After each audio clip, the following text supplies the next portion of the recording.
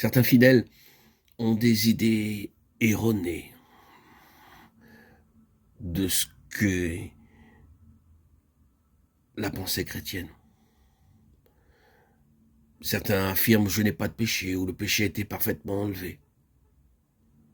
Ils n'ont pas réalisé à quel point la nature pécheresse héritée d'Adam s'est enracinée dans la créature déchue et combien cette présomption que le péché est parfaitement éliminé de l'être tout entier favorise l'ennemi et nourrit la vie naturelle. Alors celle-ci n'est plus crucifiée sans cesse, quotidiennement, comme il faut qu'elle le soit. D'autres fidèles vont jusqu'à dire que Dieu qui est amour ne permettra pas que je sois séduit. Affirmation qui en soi une séduction basée sur l'ignorance des profondeurs de la chute et sur cette erreur que Dieu garde indépendamment de l'attitude de l'homme et des lois qu'il a lui-même établies. D'autres affirmations du genre « je ne crois pas possible qu'un chrétien soit séduit ». Ceci révèle un complet aveuglement sur les très nombreux faits qui prouvent surabondamment le contraire et l'inanité d'une semblable confiance.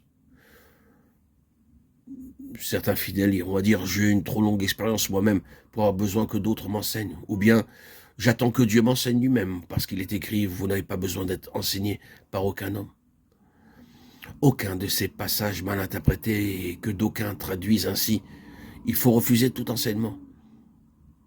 Ce n'est pas là ce que voulait dire l'apôtre, puisque dans la liste des charges diverses réparties au sein de l'Église, Paul nomme celle de docteur pour l'édification du corps de Christ, qui s'accroît de la liaison et de la force de chacun des membres, Éphésiens 4, 11, 16.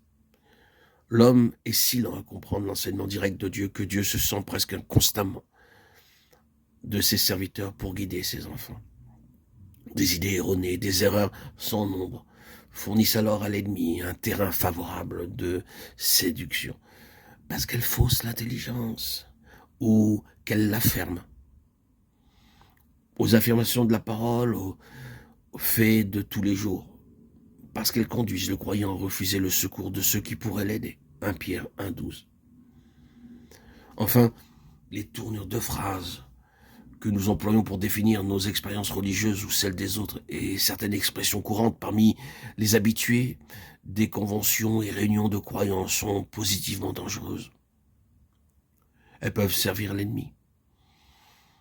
Ainsi, les mots posséder, contrôler, se livrer, s'abandonner, qui expriment bien la vérité lorsqu'il s'agit des rapports du chrétien avec Dieu, peuvent donner lieu à une interprétation telle qu'ils déterminent une intervention satanique.